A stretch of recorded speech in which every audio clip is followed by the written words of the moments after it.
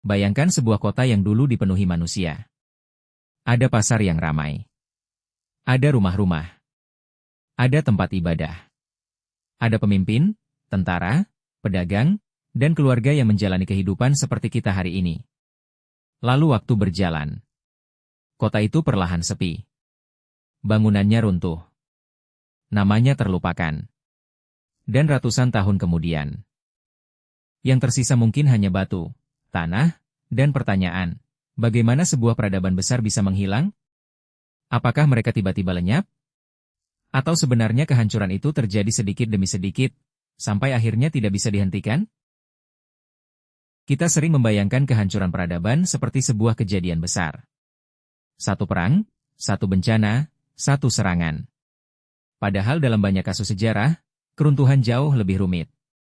Sebuah masyarakat bisa mengalami tekanan ekonomi. Kemudian terjadi konflik politik. Sumber daya mulai berkurang. Lingkungan berubah. Perdagangan terganggu. Dan ketika masalah datang bersamaan, sistem yang sebelumnya terlihat kuat mulai kehilangan kemampuan untuk bertahan. Jadi, mungkin pertanyaan yang lebih tepat bukan, apa yang menghancurkan mereka, tetapi, mengapa mereka tidak mampu bertahan ketika masalah mulai datang? Salah satu contoh paling menarik adalah peradaban Maya di Mesoamerika. Maya membangun kota-kota besar, mengembangkan sistem tulisan, matematika, astronomi, serta kalender yang sangat kompleks. Namun beberapa pusat kota besar di wilayah Maya mengalami kemunduran dan ditinggalkan, terutama pada periode yang dikenal sebagai keruntuhan klasik sekitar abad ke-8 dan ke-9. Apa penyebabnya? Tidak ada satu jawaban sederhana. Para peneliti telah mengaitkannya dengan kombinasi berbagai faktor, termasuk kekeringan berkepanjangan, tekanan terhadap sumber daya, konflik, dan ketidakstabilan politik. Yang menarik, orang-orang Maya tidak benar-benar menghilang. Keturunan masyarakat Maya masih hidup sampai sekarang. Jadi yang runtuh adalah pusat-pusat politik dan kota tertentu, bukan seluruh manusia Maya. Ini pelajaran pertama, jangan menyamakan runtuhnya sebuah kerajaan dengan hilangnya seluruh masyarakat. Sekarang kita bergerak ke Eropa. Selama berabad-abad, Kekaisaran Romawi menjadi salah satu kekuatan terbesar dunia kuno. Jalan dibangun. Kota berkembang. Tentara menjaga wilayah yang sangat luas. Tetapi pada abad ke-5, Kekaisaran Romawi Barat runtuh sebagai struktur politik kekaisaran. Apa penyebabnya? Sekali lagi, bukan satu hal. Ada persoalan politik internal. Tekanan ekonomi. Perubahan dalam struktur militer. Konflik perebutan kekuasaan. Dan tekanan dari berbagai kelompok di perbatasan kekaisaran. Tahun 476 sering digunakan sebagai penanda simbolis ketika Kaisar Romawi Barat terakhir, Romulus Augustulus, digulingkan.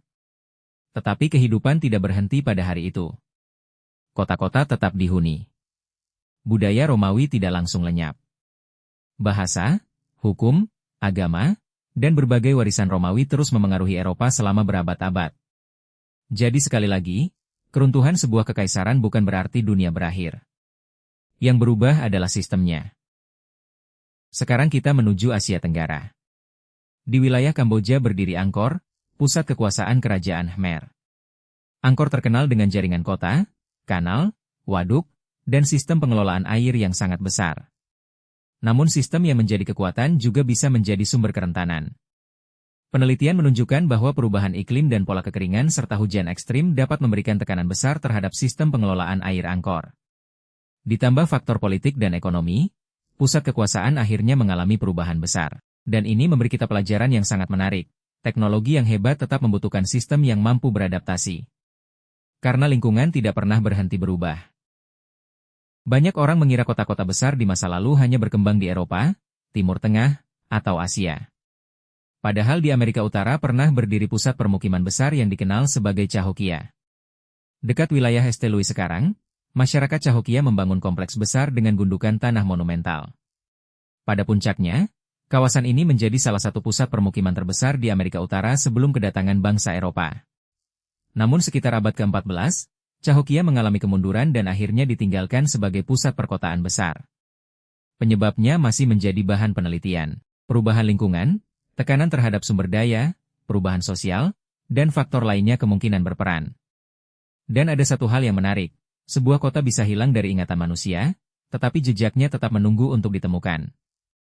Setelah melihat beberapa contoh tadi, kita mulai menemukan sebuah pola. Peradaban besar biasanya tidak berdiri hanya karena satu kekuatan. Mereka bergantung pada banyak hal. Pangan, air, perdagangan, keamanan, kepemimpinan, kepercayaan masyarakat, dan kemampuan beradaptasi. Ketika beberapa bagian mulai terganggu, masalah bisa menyebar ke bagian lainnya. Seperti sebuah bangunan besar. Dari luar terlihat kokoh. Tetapi kalau fondasinya mulai melemah, kita mungkin tidak langsung melihat kerusakannya. Sampai suatu hari, bangunan itu tidak lagi mampu menahan beban. Dan mungkin inilah bagian paling menarik dari sejarah. Kita sering melihat peradaban masa lalu dan berpikir, bagaimana mungkin mereka bisa gagal?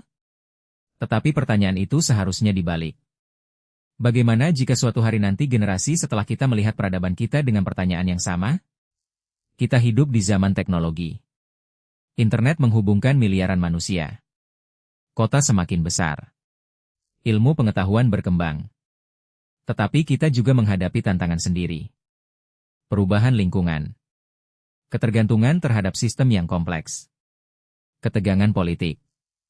Krisis ekonomi. Dan persoalan sosial yang terus berubah.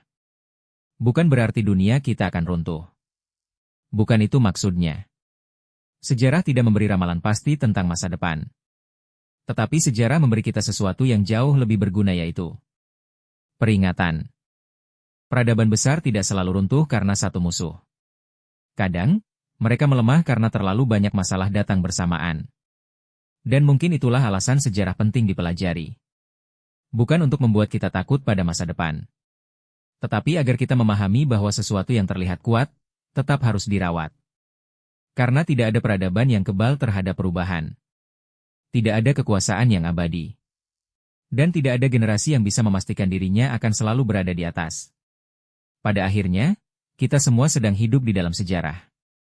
Dan suatu hari nanti, generasi berikutnya mungkin akan melihat zaman kita dari kejauhan. Pertanyaannya bukan apakah kita akan menjadi masa lalu. Kita pasti akan menjadi masa lalu. Pertanyaannya adalah, apa yang akan mereka pelajari dari kita? Kalau menurut kamu, pelajaran terbesar apa yang bisa kita ambil dari runtuhnya peradaban-peradaban besar di masa lalu? Tulis pendapatmu di komentar. Dan kalau kamu suka cerita sejarah dari sudut pandang yang berbeda, ikuti sudut pandang sejarah. Karena sejarah bukan hanya tentang apa yang sudah terjadi. Sejarah adalah tentang apa yang bisa kita pelajari sebelum semuanya terulang.